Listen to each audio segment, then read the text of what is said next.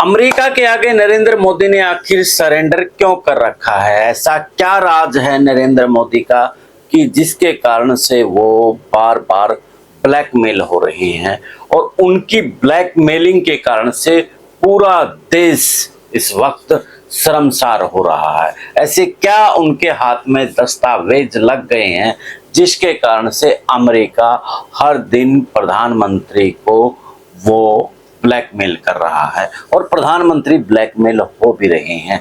जिस तरीके से 2014 से पहले जो खूंखार पाकिस्तान के पीछे दिखता था, जिसकी छवि एक ये थी कि जो इसने कह दिया वो कर दिया, लेकिन जैसे ही अब भारत और पाकिस्तान के रिश्तों के बीच में तनाव आया और उस तनाव में ऐलाने जंग की बात हुई, लेकिन एकदम से सरेंडर हो जाता है और सरेंडर होने से के साथ ही एक मैसेज अमेरिका से आता है और उस मैसेज को डोनाल्ड ट्रंप यानी कि अमेरिका के राष्ट्रपति कहते हैं कि हमारा एक व्यापारिक समझौता हुआ है और उस समझौता के कारण मैंने सीज फायर करवा दिया है। यानी कि जो भारत कहता था कि अमेरिका कौन होता है भारत के बीच में बोलने वाला, अब वही जो अमेरिका है वो भारत के बीच में बोल रहा है और भारत उसकी लगता है मान भी रहा है। जिस तरीके से हाल फिलहाल के माहौल और विपक्ष की नेताओं की बात आ रही है, तो अब इसको लेकर के एक बड़ा बयान, बड़ा खुलासा बीजेपी के ही नेता ने कर दिया है।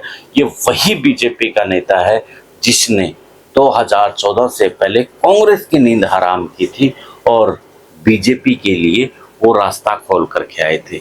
समझ ही गए होंगे आप, सुब्रमण्यम स्वामी। तो जो राज अमेरिका के हाथ लगा है उसको लेकर के भी बताएंगे और क्या कुछ वो पूरा राज है, आज हम उसकी तह तक भी जाएंगे।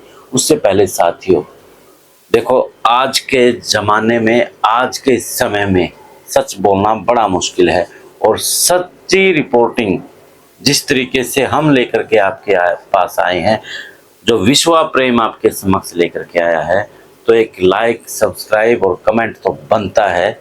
इस रिपोर्टिंग को लेकर के आप अपना व्यू जरूर रखना। तो करते हैं शुरुआत। आप देख रहे हैं विश्वा न्यूज और मैं हूं आपके साथ कुलदीप खंडेलवाल। और देश में इस वक्त बड़ा अमेरिका को लेकर के और पाकिस्तान और भारत, ये तीन विषय बड़े पॉपुलर हो रही हैं और मोदी को लेकर के जहां विपक्ष आक्रामक है तो वहीं जो बीजेपी की कार्यकर्ता है वो भी असमंजस में है कि यार हो क्या गया है ये। हम तो युद्ध की इंतजार कर रहे थे और पाक पे जा कर के चढ़ाई करनी थी, लेकिन हम सीज फायर में रुक गए, हम शांति के ऊपर आ गए, जबकि हम शांति के दूत है ही नहीं थे। ऐसी बीजेपी के कार्यकर्ता और नेता बात करते नजर आते हैं कि जो शांति का शब्द हमारी डिक्शनरी में ही नहीं था, जो कांग्रेस के में था, वो हमारे पास आखिरकार कैसे आ गया। तो इस बात का खुलासा जो बीजेपी के नेता है सुब्रमण्यम स्वामी, उसने एक पॉडकास्ट में इंटरव्यू देते हुए कहा है, जिसका लिंक आपको हमारे कमेंट बॉक्स में भी मिल जाएगा। क्योंकि अगर हम उस इंटरव्यू को यहाँ पर चलाएंगे तो हमारे भी यानी कि दिक्कत आ सकती है, तो इसलिए आप कमेंट में जा करके वो विश्लेषण भी आप देख सकते हैं। आपको गुजरात के दंगे तो याद हो गए और उन दंगों के बीच में नरेंद्र मोदी एक बड़े ब्रांड के तौर पर उभरे थे, ये भी याद होगा। और आपको ये भी याद होगा कि उस वक्त एक आयोग भी बैठाया गया था और उस आयोग ने नरेंद्र मोदी की कहीं ना कहीं नींद हराम कर दी थी। उसके बाद मामला हाई कोर्ट जाता है, सुप्रीम कोर्ट जाता है, सीबीआई में जाता है और फिर कहीं ना कहीं इस मामला को दूसरे तरीके से जो असली माजरा था उसकी बजाय एक फेक मामला बता करके ऐसे लोगों को जेल में डाल दिया जाता है। यानी कि मैं नहीं, ये रिपोर्टें बोल रही हैं। वो मामला अमेरिका की जो सबसे बड़ी एजेंसी है, जो किसी भी देश में जा करके सकती है, सबूत जुटा सकती है। जो जिस अमेरिका एजेंसी का नाम है NSA CIA, जो दुनिया भर में निगरानी और जानकारी एकत्रित करती है, इनके इकट्ठा करती है। तो उस के पास ये अब जांच हरण पांड्या के जो दस्तावेज हैं वो हाथ लग गए हैं, ऐसी मीडिया रिपोर्ट में खबरें हैं, और इसलिए नरेंद्र मोदी बार बार दबाव में आ रहे हैं। तो साथियों, ये बड़ा मामला है हरण पांड्या और नरेंद्र मोदी के बीच में। 2002 से पहले तो बड़े दोस्ताना संबंध थे, लेकिन जैसे ही गोधरा कांड होता है, उस कांड के बाद उनका इस्तीफा, आपस में दरार आने शुरू हो जाती है, फिर इस्तीफा भी उनका हो जाता है, और बड़ा यानी कि कुछ समय में ही हरण पांड्या का खेल खत्म कर दिया जाता है। हरण पांड्या गुजरात के राज्य मंत्री थे और नरेंद्र मोदी के खास सहयोगियों में भी कहा जाता था कि वो उनके साथ हैं, यानी कि वो 2001 से लेकर के 2003 तक वो मंत्री भी रहे। लेकिन 26 मार्च 2003 का वो काली सुबह थी जब अहमदाबाद में लॉ गार्डन के पास उनको गोली मार दी गई थी। यानी कि सुबह सुबह वो टहलने के लिए निकले थे और कुछ बदमाशों ने आकर के उनको गोली मार दी थी, और पांड्या की हरण पांड्या की उसमें मौत हो गई थी। जून 2007 में इस मामले को सीबीआई के हाथों सौंपा गया और सीबीआई ने इसमें जांच की, और जांच करने के बाद 12 लोगों को इस मामले में सजा सुनाई, और कहा गया कि इसमें मुसलमान शामिल थे, क्योंकि जो गोधरा कांड हुआ था उस गोधरा कांड से वो परेशान थे, वो बदला लेना चाहते थे, इसलिए उन्होंने हरण पांड्या को मार गिराया। उसके बाद ये मामला हाई कोर्ट में जाता है, और हाई कोर्ट में उनको सज़ा मिलती है 12 लोगों को, और फिर ये मामला सुप्रीम कोर्ट में जाता है, और सुप्रीम कोर्ट में इस मामला में यानी कि हाई कोर्ट के मामला को बदल दिया जाता है, और इसमें 12 में से 12 को फिर से जेल में जाने की बात कही जाती है। और जो हाई कोर्ट की बात करें तो हाई कोर्ट में 12 में से 9 जो दोषी थे उनको बरी कर दिया जाता है, यानी कि सीबीआई 12 के 12 को अंदर करती है और हाई कोर्ट 9 को बाहर निकाल देता है, और सुप्रीम कोर्ट 12 में से 12 फिर से सलाखों के पीछे पहुंचा देता है।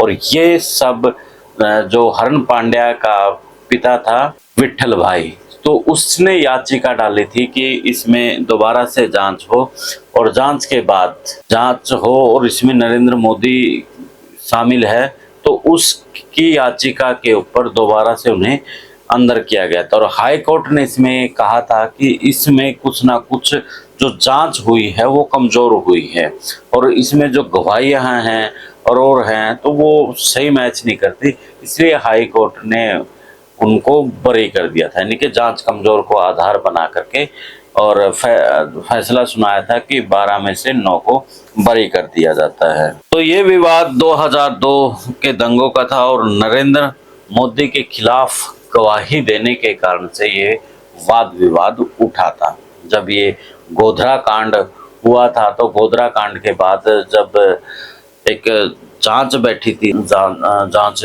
तो उसमें कहीं ना कहीं ये खबरें आई थी, यानी कि ऑफिशियल तो नहीं आई थी, लेकिन कुछ कावन मैगजीन है या फिर द वायर है, स्क्रोल है, इनके ऊपर खबरें छपी थी कि जो पांड्या है उसने गवाही नरेंद्र मोदी के खिलाफ दे दी है, जिससे नरेंद्र मोदी उनसे नाराज हो गए थे, और उनकी गवाही के कारण से ही उनकी कहीं ना कहीं मौत हुई।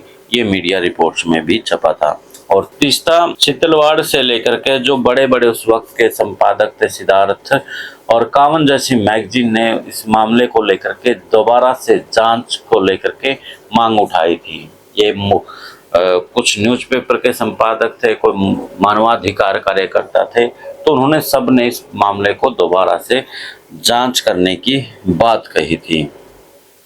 और दंगों के बाद जिस तरीके से उसके पिता ने याचिका लगाई थी, बी.आर. कृष्ण अय्यर की अगुवाई में स्वतंत्र जांच समिति में बयान दिया था, उसके बाद नरेंद्र मोदी दंगों के बाद न्यायमूर्ति वी.आर.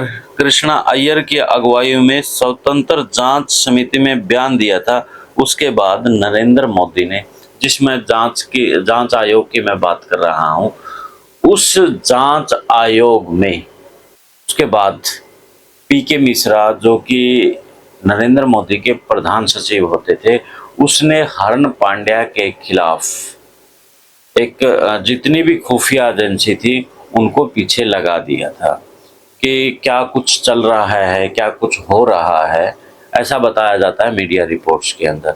तो उसके बाद मौत हरण पांड्या की हुई, और अब आप इस बात का अंदाज़ा लगा सकते हैं कि जिस तरीके से ये पूरा खेल हुआ, पूरा माजरा हुआ, तो किसने इस मामले में हत्या करवाई होगी।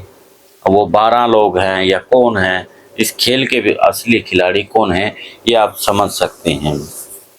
सबसे बड़ी बात एक और है इसमें निकल करके आई है, जब हम इस चीज़ को लेकर के वो कर रहे थे कि हरण पांड्या ने बीजेपी से बड़े लीडर से लेकर के आरएसएस के जो बड़े लीडर थे उन सब से मुलाकात की थी, और उसके बाद उन्होंने कह दिया था कि नरेंद्र मोदी बीजेपी और आरएसएस दोनों को खा जाएगा, यानी कि दोनों को ख़त्म कर देगा। और आज क्या हालात हैं, और ये बात 2002 में हरण पांड्या ने कही थी, जो कावन मीडिया जो मैगजीन है उसके अंदर भी ये बात छपी है।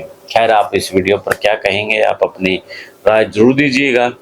सवाल तो उठता है क्योंकि अमेरिका के सामने जिस तरीके से नरेंद्र मोदी इस वक्त दबाव फील कर रहे हैं और देश शर्मसार हो रहा है कि एक छोटे से देश जो हर दिन भारत के खिलाफ हुंकार भर रहा है। तो कमेंट में आप अपनी राय जरूर दीजिएगा। चैनल को फॉलो, शेयर और सब्सक्राइब भी कर लीजिए। दे इजाज़त, फिर मिलते हैं कि नए मुद्दे के नए विश्लेषण के साथ। जय हिंद, जय भारत, जय हरियाणा।